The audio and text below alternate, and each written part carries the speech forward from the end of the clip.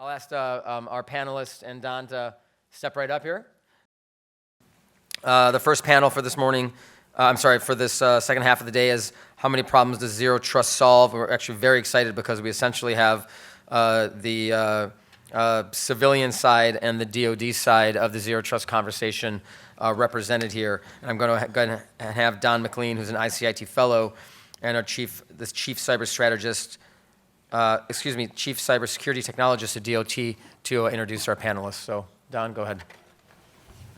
Thanks, Parm. I guess I'm already mic'd up here.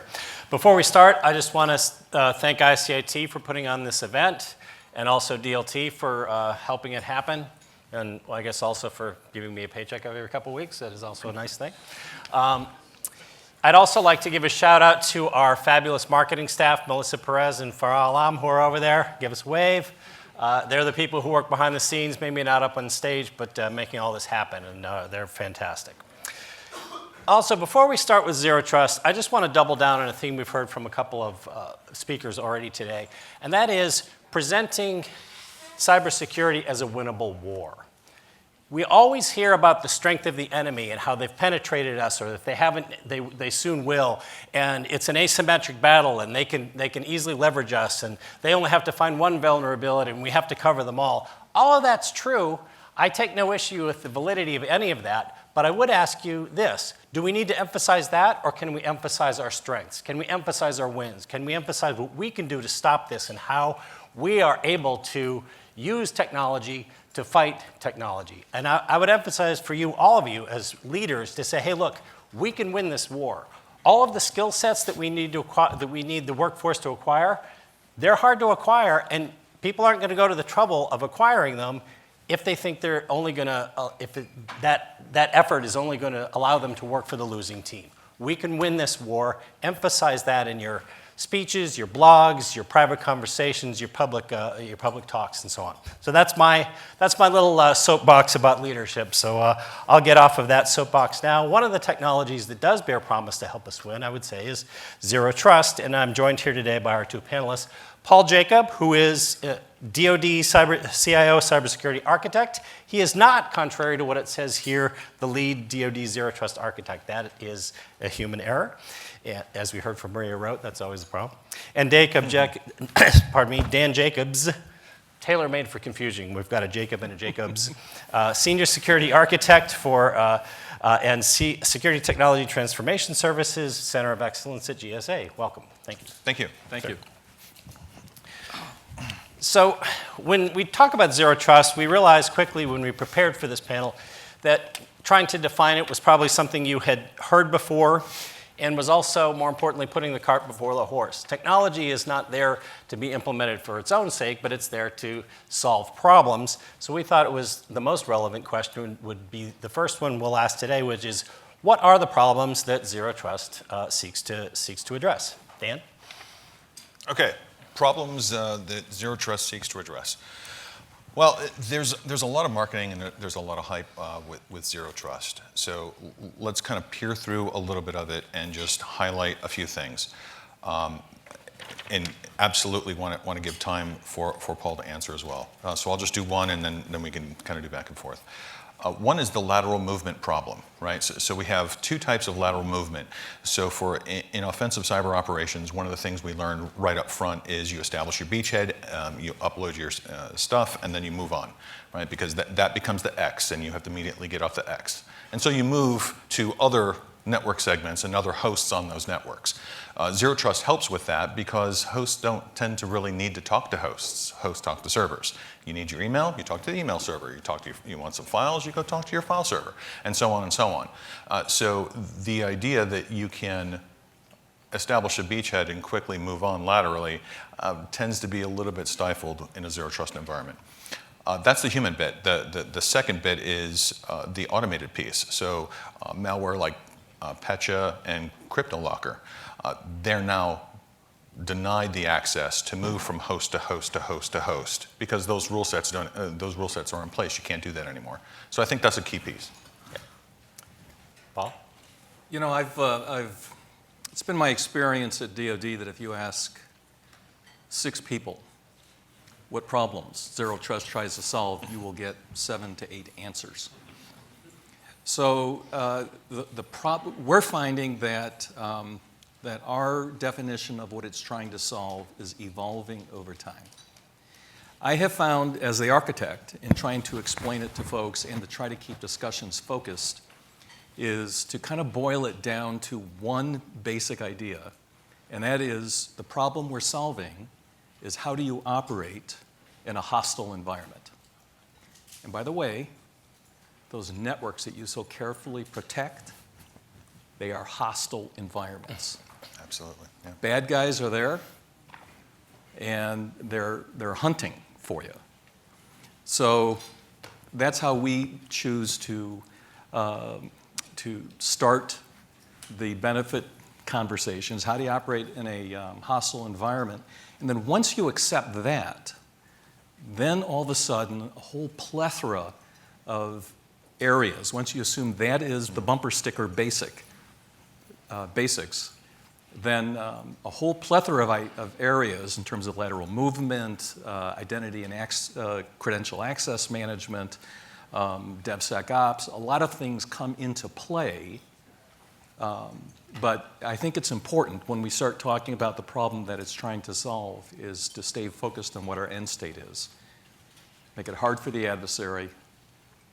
And the problem is that we are actually operating in hostile environments and don't often know it. So Paul, you mentioned that you get multiple answers for what Zero Trust really is. Like any of these relatively new concepts, especially those that are not particularly well defined, there are myths that grow up around these. What do you think are some of the myths, or misconceptions at least? Well, some of the myths that I have heard and that we try to explode, one is that perimeter doesn't matter. Right? So there's this idea that if you can operate your mission system safely by buying a bunch of IP addresses from Verizon and putting it out on the internet and you're still safe, you don't need a perimeter. And the truth is, the way we view it architecturally is perimeters are still important. But they go from being a necessary and sufficient condition to being a necessary but not sufficient condition. So that's one myth. Another myth is there's a sense in some quarters that it's primarily about software-defined networking. It's primarily about access control and authentication and authorization issues.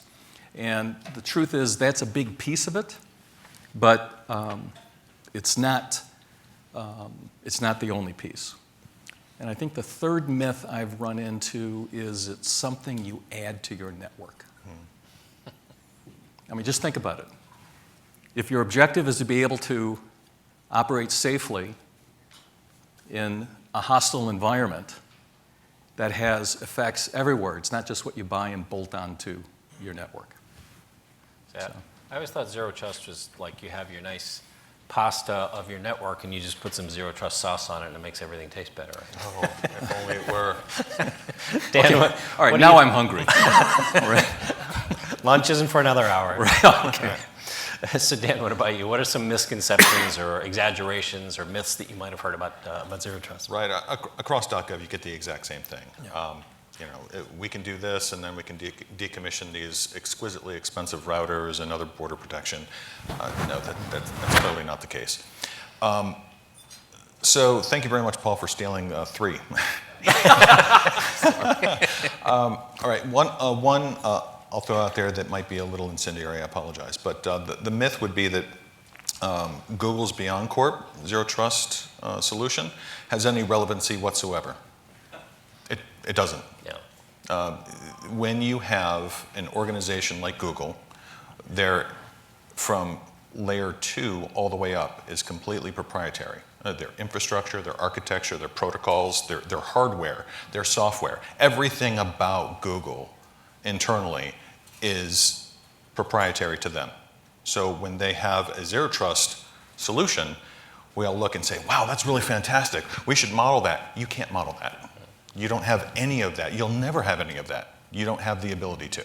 So it's fantastic that they have it, but it's insignificant insofar as it's simply a zero trust architecture, and that's it. That you can't really learn anything from it. You can't buy it for love nor money. There's nothing there for you. The rest of us, we have to go figure out our own ways, just like Google did. Okay.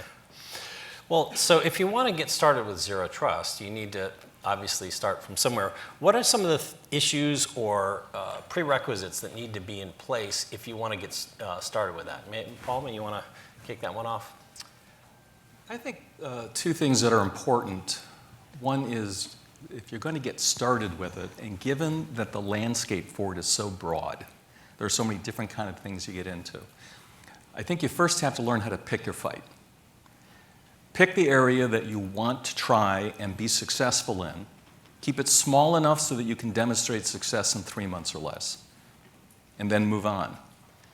Now that approach also then means you need to have both a battle plan and a war plan. So given the enthusiasm that zero trust adherents are demonstrating in many of the projects that move forward, that's good for the short-term prototypes and pilots that are necessary to successfully developing zero trust expertise in your organization. But I think it's also important before you begin to embark on it to have an overall vision of where you want it to go so that all of your little battle plans fit inside of your larger objective of a war plan. And that's easy to forget about in the enthusiasm of producing something fun in 3 months. Or fun and useful. Yeah. Dan, what's your perspective on the prerequisites for getting started with zero trust? Okay, I think the first prerequisite is let me answer first because Paul is just too good at this, right? I don't have anything else to say. Okay, so You go first next. let me get just a little bit more granular, right? Absolutely amplify everything that Paul said. Let me get a little more granular. As leaders, there are fundamental things that you need to have well in hand before you move forward with a zero trust solution. You're not simply going to go down and, despite what a vendor tells you, you're not going to simply be able to go down, write a check, get a box, install the software, and let it start up and work on your network. The fundamentals, right? Identity, ICAM, credential access management. You must understand how you authenticate users and devices on your network. You must know what's on your network. Right? We've been saying this for decades. Know what's on thy network, right? Other things, data. If you don't have access to data, then your zero trust implementation is not going to be anywhere near as successful as it could be. You have to have access to data, and it has to be freely flowing to you. So that means all your devices and your cyber lake have to be fully integrated and able for zero trust to use those in order to identify who gets access to what. And lastly, let me just throw this on because I broke this into two things, technical and not technical, but the automated orchestration piece. Let me just break this down a different way. I'm not a huge football fan, right? But I think I understand the mechanics of football at least enough to butcher this example. In your cyber journey, if you're at the 10-yard line and you're about ready to take this thing across and get yourself a touchdown, right? ESPN's online and everyone's telling you they have a 89.6% chance of making this next play, and it's the 4th down and you got to make this play.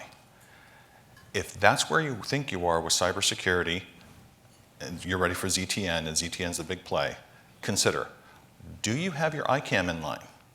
Are you absolutely sure that you understand identity from beginning to end? No? Okay, 10-yard penalty. Do you have all your data requisite and ready for the ZT product to be able to tap into? No? Oh, okay, 10-yard penalty. Okay, how about network segmentation? Do you understand where your network is and who lives on it? No? Okay, 10-yard penalty. And we keep on doing this. IT asset management, et cetera, et cetera. No? 10-yard penalty, 10-yard penalty. Now you have 4th and 60. Now, could you implement a zero trust solution and actually make it work and win the day? Maybe. Right? There's the realm of possibility and the realm of probability. And you can have a real superstar team and you might be able to make it work, but clearly it is so much better when you have all the other fundamental cybersecurity pieces in play first. And if I could just take just a little bit more of your time and go the non-technical, right? There's also, at least in a .gov perspective, there's the interdependencies. You are not only applying zero trust to your network or a single system within it, but you're doing it to the rest of your government partners as well. How many organizations run their own pay?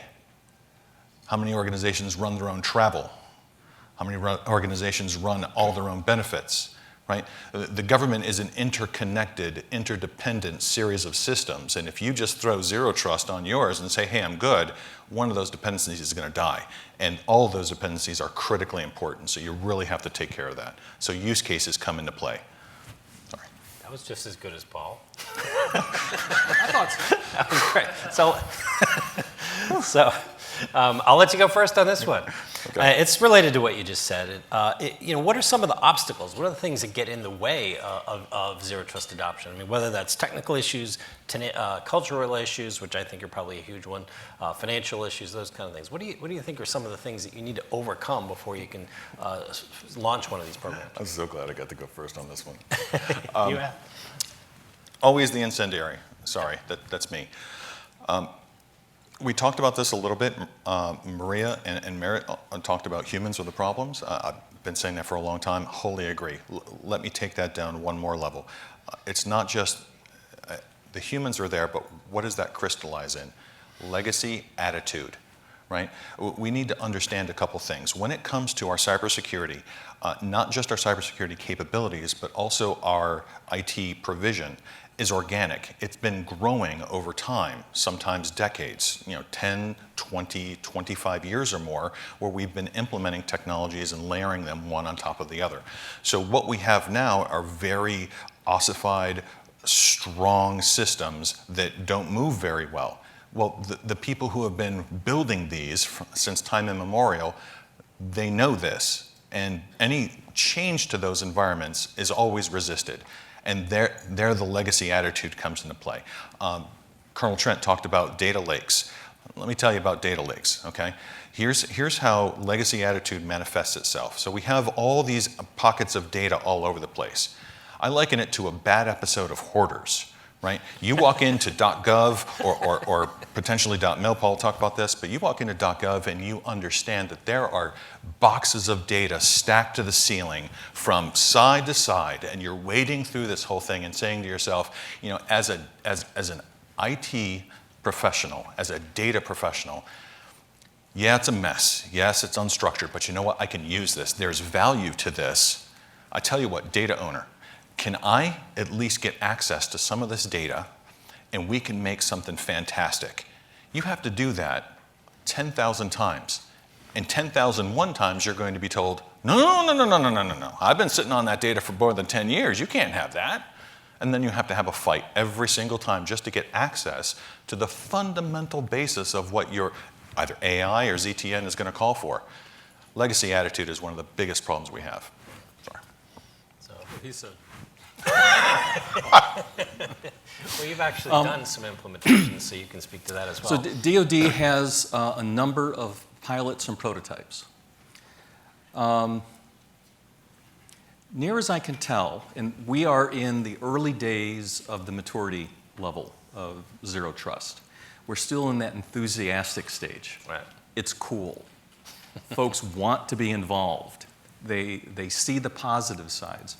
So getting people to work on it and getting the enthusiasm is actually, we're not seeing a lot of obstacles to getting our pilots and prototypes done.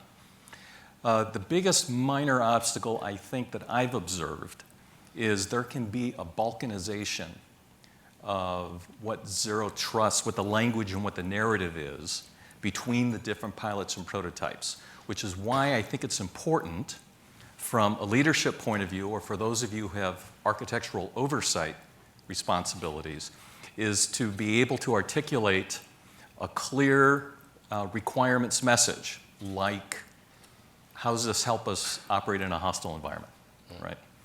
So we're seeing a little bit of that balkanization. You get 3 prototypes, you get 3 different variations of what zero trust has to be. And so that's a little bit of an obstacle. We see a little bit because we're still early and we haven't tried to roll it out to DoD yet, we see a little bit now of the obstacles we're going to see to adoption at the enterprise level as opposed to the prototype level. And that is, as you were describing, systemic resistance. Because now you move from a community, a coalition of the willing, who wants to see it succeed, to a wider audience of sometimes tired folk who are being told it has to succeed. Those are two different environments. And so we anticipate the biggest problem with zero trust adoption is going to be systemic resistance. People just don't want to change and are jealously managing their funding, right? So some of the ways that we're in the early days now starting to articulate is, you need senior leadership endorsement. You need senior leader champions for this thing to get pushed down. From a DoD point of view, it has to at some point be incorporated into policy. Yes, it's got to be a standard. It's got to be a policy. Somebody with a lot of stars on the shoulder has to be able to sign something that says "Thou shalt." That will help quite a bit, and there has to be funding for it. If it's important, people will pay for it, and the folks who are being asked to incorporate it will interpret it that way. We're not running into that so much yet. We just see some of the early stirrings of it because for us, it's still the prototype pilot stage, but we see that coming. So, Paul, what are some of the preliminary results of some of these pilots that you've seen? I mean, we talked earlier in one of the panels about, allowing for failure and treating failure not as something negative, but rather as a chance to learn something. What are some of the positive outcomes, which, as I said at the beginning, I'd like to emphasize, but also some of the negative outcomes and lessons you've learned? I mean, I realize you're in the prototype stage, but what have you I'm not sure of any negative outcomes we've seen other than the challenge of addressing the complexity associated with trying to make these different things work together, all right? So it's really easy to put an architune up on a PowerPoint slide for how, a policy enforcement point talks to a policy decision point, and that's the data plane, and then there's a single line, between the requesting party and the relying party. And, but, when you actually, pick up a screwdriver in your hand and you try to, screw it down, so we've developed an appreciation for the complexity of making different products, work together. I think most of our positive results we have focused a lot on improving user authentication and authorization processes, making them fine-grained. I mean, right now I have access to system XYZ because, I'm Paul. But, we have successfully implemented the ability to determine how sure am I Paul? Where is he calling from? And we're going to give him access, but it's going to be for the 25 seconds required to do this transaction, and then the authorization goes away. So we've had some success with fine-grained authentication and authorization mechanisms, and we've had some success with orchestration in terms of dealing with microsegmentation. I mean, right now we maintain segments in order to control our networks, but ultimately we want a separate segment for any two endpoints that want to talk to each other. That's got to be computer controlled. Right. So we've had some success with that, and big data analytics. So one of the things that's important in Zero Trust is also the analytics piece. And so we've had some success with that. Well, I'm pretty sure you're Paul, by the way. Oh. Yeah. I'm not sure he's Dan, but I think so. We'll go with it. So, Sure. Dan, let you go first on this one. If you're preparing for a Zero Trust prototype or production implementation, what do you think you need to do to get ready for all that? How do you plow the fields to get ready to sow the seeds for this and ensure its success? Or if it doesn't succeed, at least understand that you've learned something worthwhile. Right, right. Well, we talked a little bit about this in the barriers, right? So you have to understand, your identity, what's on your networks, your segmentation, your crypto. All of these things need to be addressed ahead of time, or you're going to try to make that 70-yard pass. Let me give you an example. So CISO of Ed, Steve Hernandez, great guy, love him to death. He is full in on the idea of zero trust. He's just not ready to be there yet. So he coined a term from my old days and the DoD, information dominance, and he says, okay, I'm going to call it data dominance. And part of my data dominance plan is over the next 3 years, I want to ensure that my SIM is taking in every conceivable piece of data I can, that it is fully under the control of the CDO, and that it's married right next to the HR and all of the other systems that are interdependent within the organization. After I have control of all of those data sets, and by control I mean full access to, then I can start talking about what next generation cybersecurity looks like, because I own all my data and I know exactly what I'm doing. I know exactly who Paul is, where he's going to be. And if he happens to be coming in, I understand he's on leave, I understand he's on a GFE, but he's also coming in during strange hours, even in the destination where he ought to be. Maybe he's just putting out midnight oil. Maybe I should give him another challenge in response. Maybe I should ask Paul what his oldest daughter's name is. Yeah. Right? You're not going to be able to do that level of granularity until you have that data. So where Ed is going is saying, I love this capability, I want this, but it's going to take me a couple of years just to get my data in line. And so as leaders for the extended group, these are the types of aspects that we need to look at from our organization. It's not just go, hey, Don, I saw the zero trust thing, I think it's great, why don't you go work on it? Talk to me in 60 days. We really need these long-term ideas and notions of what success looks like and all of the prereqs to get there, and implement that. Yeah. That's at DLT, one of our sort of informal mantras is foundations plus innovation. In other words, in order to innovate, you need to have your foundations in place. If you're still struggling with the basics, it's hard to get fancy with newer technology. Right. So, Paul, what do you think about preparing an agency to get ready for zero trust? If I was to advise an agency what to do when it's still a blank sheet of paper and you want to get started, I think you need to think about the governance side of it. So make sure that the expertise that is being built is also being built inside of your own organization. Avoid turning a zero trust initiative into a vendor demonstration project or to turn it into a vendor-led, vendor-organized, vendor-run kind of program. You need to build up that expertise internally, and avoid vendor biases. So try to take the solution and the approach that you're moving forward with, making it vendor agnostic. You clearly invite vendors in, and you work with them, and you hold on to their expertise, but the solution really has to be owned by the agency themselves. Otherwise, you'll move down overly narrow paths with respect to zero trust. You need senior leadership, a senior leader champion, but it's also very important at the beginning to have the war plan, not just the individual battle plans, but also agree, especially with something like zero trust, which is supposed to have specific results.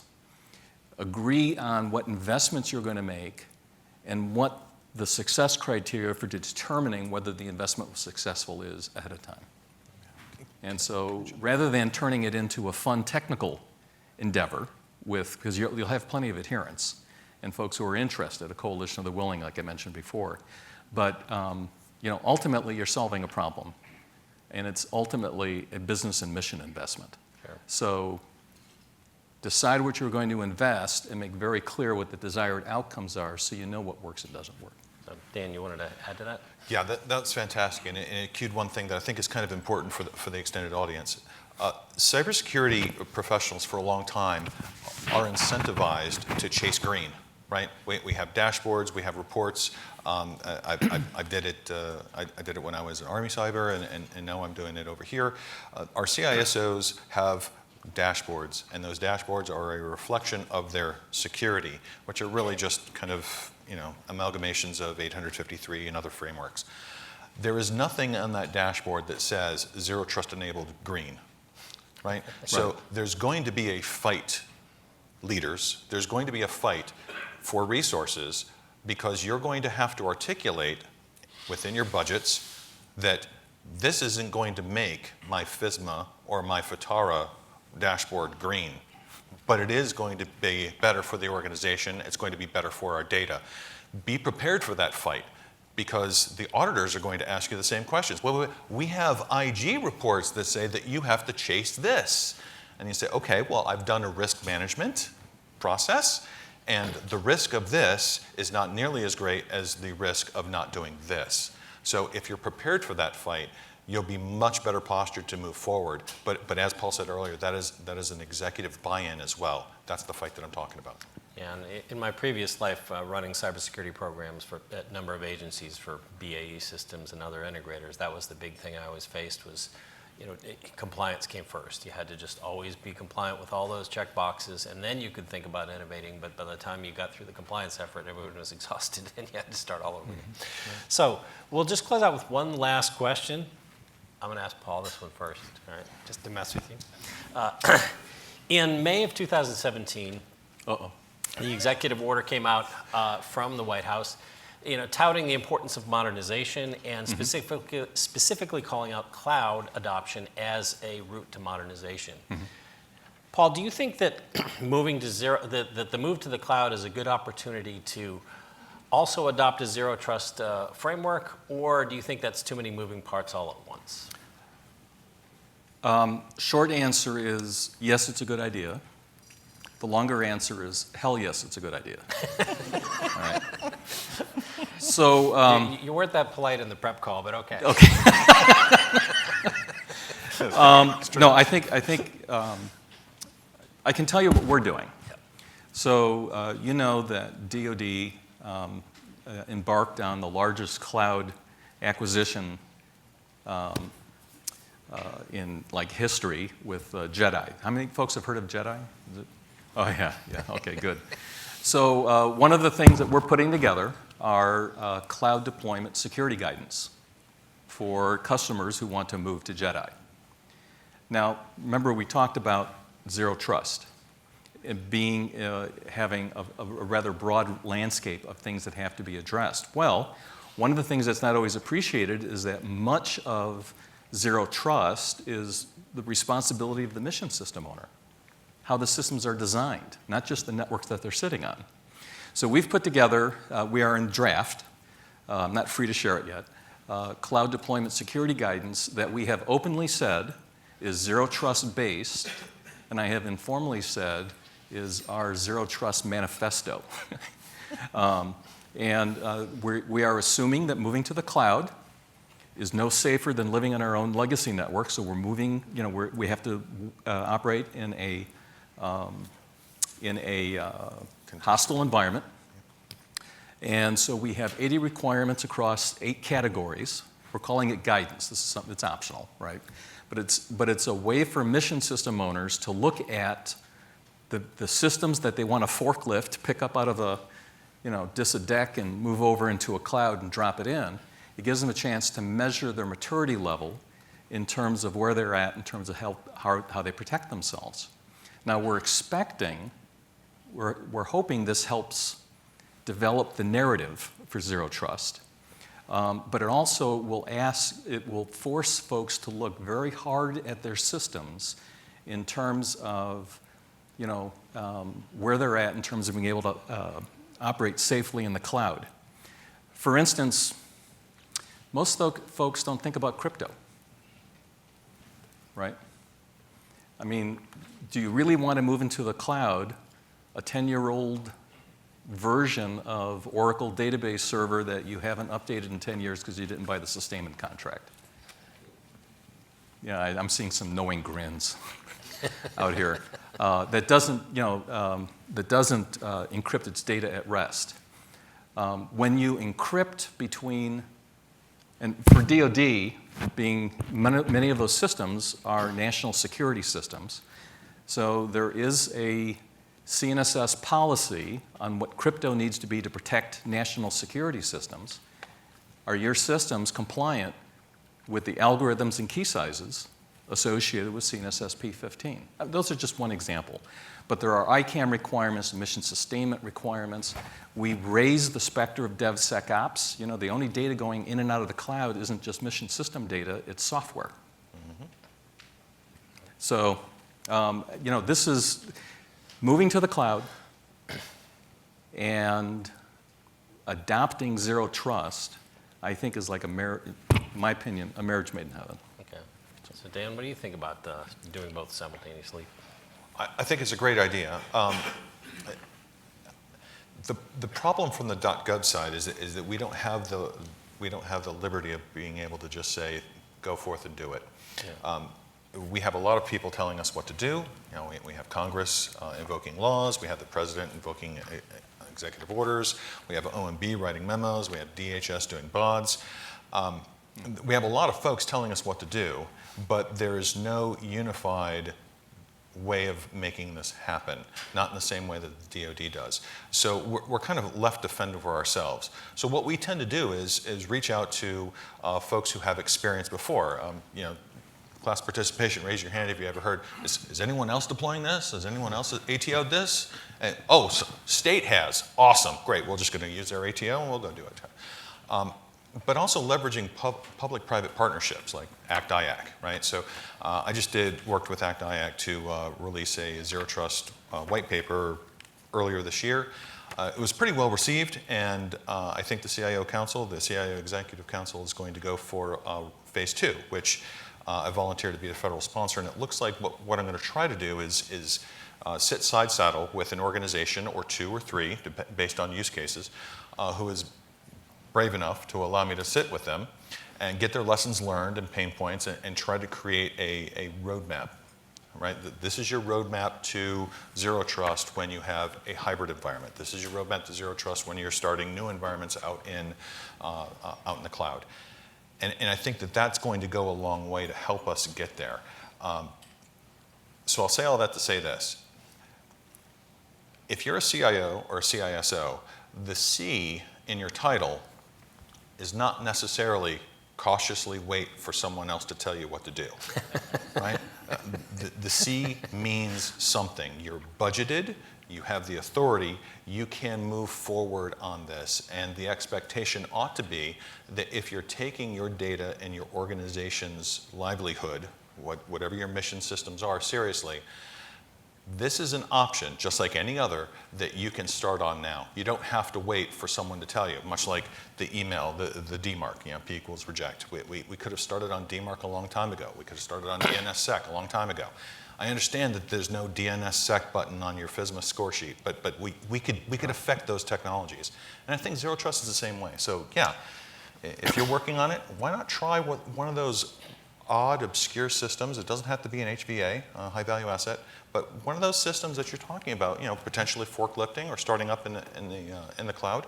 Why don't you give that to your CISO and say, hey, tell me what this would look like. Are we ready for this? That would be a great question. Are we ready for zero trust? Yeah. Okay. Well, I want to thank both of our panelists. We're just about out of time, but I think if you want to ask them questions about zero trust and their thoughts and experiences on it, feel free to approach them. They're more than happy to engage with you here. It's one of the great things about how PARM runs these things. They tend to be small, so you can, dare I say it, schmooze and interact or ask questions readily. Also, I think that my marketing people are probably squirming because I almost forgot to mention Gov Cybersecurity Hub. You have a insert in your package. It's a great online forum for industry professionals, both in government and in the industry, you know, to interact and talk about cybersecurity. So with that, I think we'll close out. And thank you very much, Paul and Dan. Thank you.